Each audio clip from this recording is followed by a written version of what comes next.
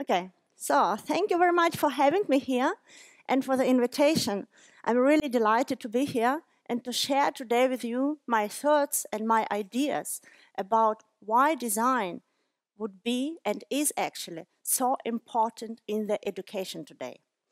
When Jürgen kindly invited me to come over and to talk to you about education and about our project Lennox, I actually thought, wow, what would I bring to you? What I would like to share with you and to talk to you about? Rather show our prototype and to show you our user tests we are doing right now, or maybe to tell you the idea behind Linux, to share with you how we came to the idea of doing something in the area of educational technology. So let's start. As I already said, Linux would be an online platform which allows to find, share, and curate open educational resources.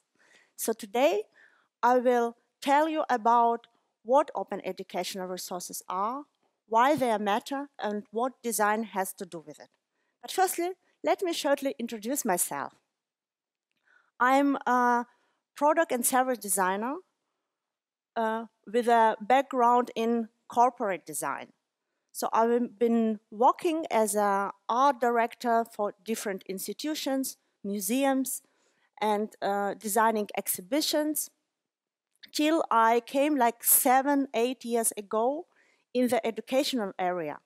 And I found lots of interesting ideas and a lot of interesting projects in their area. I'm teaching myself human-centered design and design thinking. And my thoughts and ideas on connecting design with other disciplines you can find on my blog, Connecting Design, on Penova.de and on the Twitter. Unfortunately, Pepe got one of these bad Berlin colds, so he couldn't join us. He is a co-founder of Linux. He is professor for interaction design here in Berlin in the School of Applied Science. And he is writing his blog on interaction design also. So if you would like to learn more about Pepe, please visit his blog. But we're here to talk about education. And why school education is so important is like a simple question to you guys. Is anybody here who never been to school, who missed school, was doing homeschooling or something like this? Nobody? Okay, so you are lucky ones like me. We've been attended to school and we spent it, all of us, at least like 11 years or something. Doesn't matter from which part of the world we are coming from. So it's such a big, huge timeline we are spending in school. So it is very important. But what school education looks like actually? Let's have a look on a traditional schooling model we know and which is actually existing today. Originally, it's coming from the 19th century, from the industrial times, when it was necessary to develop people with skills which can help to build industrial society. So for modern school of the 19th century, where one comes inside, gets knowledge out of a teacher, then continues the education with certain skills, and then can use those skills for the rest of their life in some professional field, was and is actually a normal issue of the education system, which came originally from the 19th century. Of course, it was modified during the 20th century. What it looks like to learn actually today. How do we learn today? It's not linear anymore. Actually, it's kind of a messy process. Like for myself, I can say that being trained and educated as a designer, what I'm doing today is totally different in some ways from what my Professor Weidemann was teaching me to do. So I can benefit from his experience and knowledge he gave to me, but I need continually to develop myself. And actually, it's even not possible to stop to develop yourself today because we are getting so much information, so much interesting knowledge. So each of us need to develop kind of own strategies for how we deal with all that knowledge. How can we benefit from it? How can we share it with others? So we have all these different sources of getting knowledge. It's such examples like, I don't know, I attend 2 MOOCs, so I did 2 MOOC courses, or I'm going to meetups where I connect with other people from other fields, so I benefit from their experience. And of course, I would say that something like this, like CreativeMornings, it's a place as well where we learn and share our knowledge. So basically, we can say that learning process today is different from the learning process in the 19th century or in the 20th century. It's global, it's iterative, and it's multi-channel.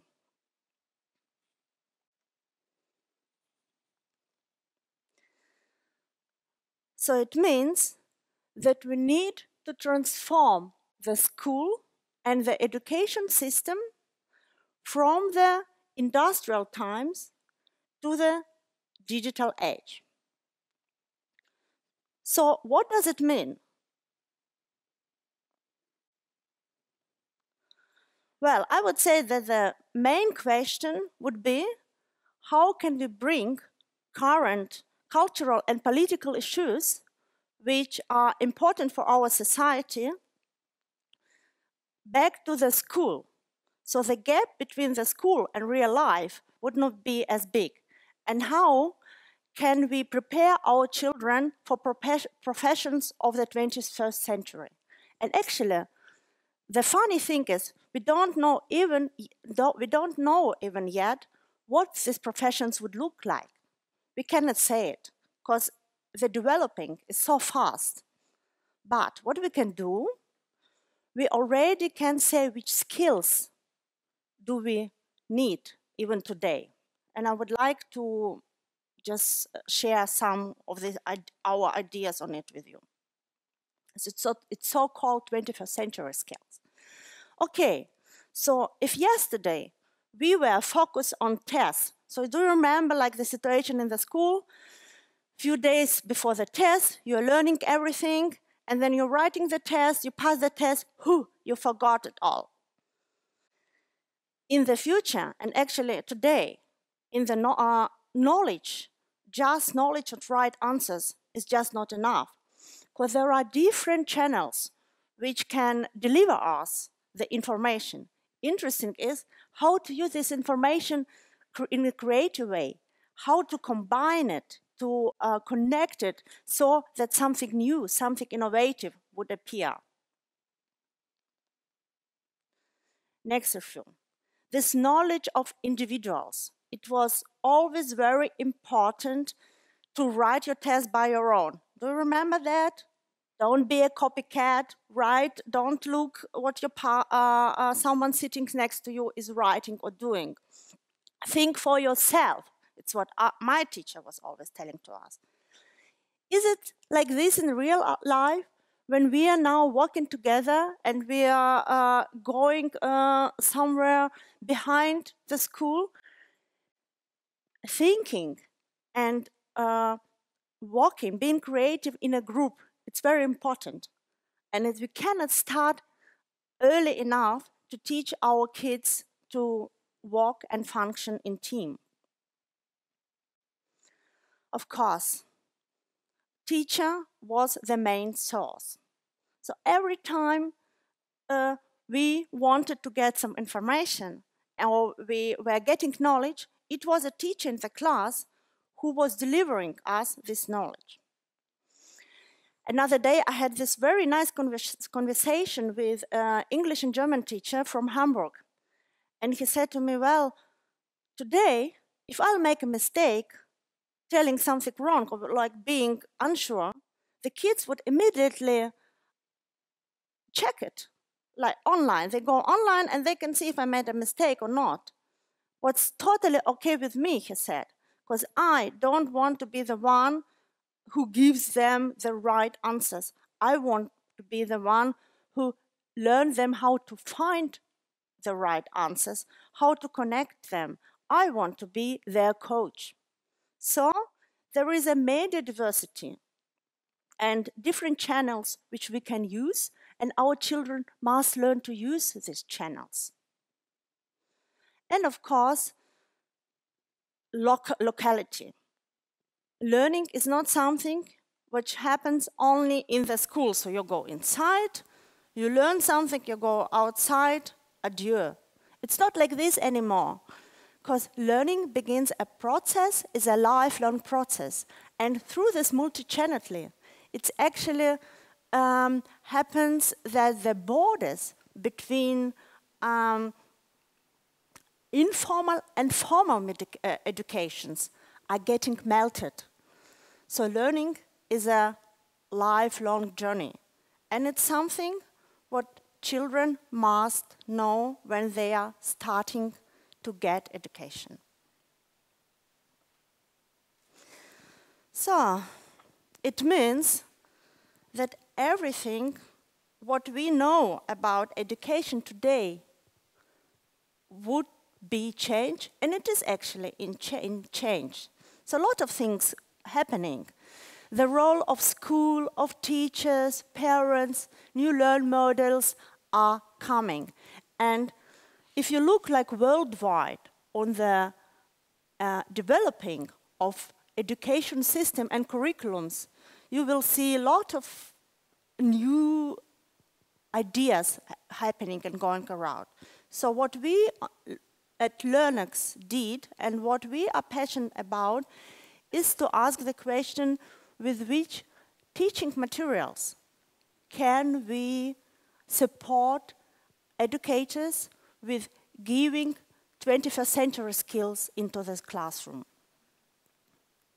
Well, let's have a look on a classical product which commercial publishing houses are offering to teacher. The classical model is built across a book, still around the book. So you have a book, and then you have few materials which are supporting this book. So the idea behind is to build a solid product which would give teachers the opportunity to teach, but not to remix or exchange those materials, because this is illegal. So please, you have this, and it's actually like very market-driven and brand-driven idea, but it's not human-driven idea, so it's not educators-driven idea behind it.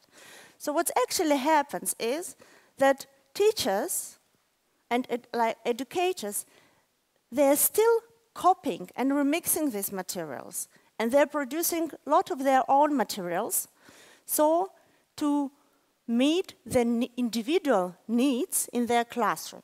Because the fact is, if you want to teach these 21st century skills, if you are serious about it, you need some new materials which can supported. We talk in education, one talks about adaptive learning. So it's more individual, it's more about what kids really need individually and not just like a class. So actually, if you talk what we did in our research, like we visited teachers at their homes, we had a look how they prepare their class, what are their needs and what they are worrying about.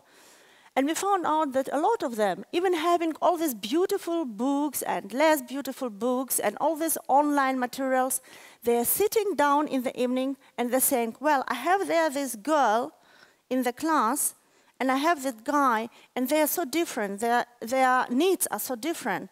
So maybe I'll find some material so I can put some stuff together for them. So they're searching wildly material online, remixing it, sharing, and then they are bringing it into the classroom. And they're having, like, doing a great job there, trying to prepare creative lesson. But it's not clear which materials they can use. So they are open education resources. Why are they good? Open education resources, these are resources which are current. So a lot of materials which are online, been prepared, for example, from some other educators who saw or read some interesting material and they prepared something and they share it with other educators. So it's current, it's flexible, it can be changed, and it's legal.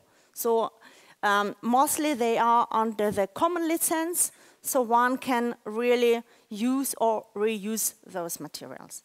Interesting thing, what are open educational resources actually? It can be any chunk of information. So basically we can learn from some videos or some images, anything can be seen as an education resource, and a lot of open educational resources have been put it into didactical content. So they help other educators to build on these materials.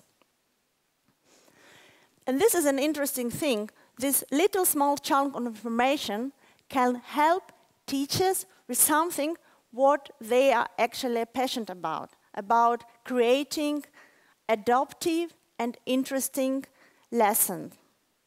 And it can be easily used and changed. So that's why we on Learnings believe and that it's a good thing and we want to support it. So what it looks like with open educational resources in Europe.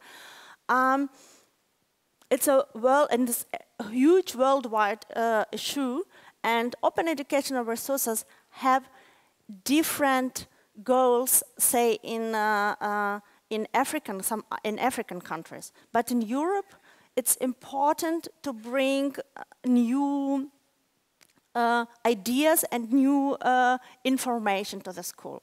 So in Europe, if you'll have a look on the developing of open educational resources, it goes hand in hand with the technological developing.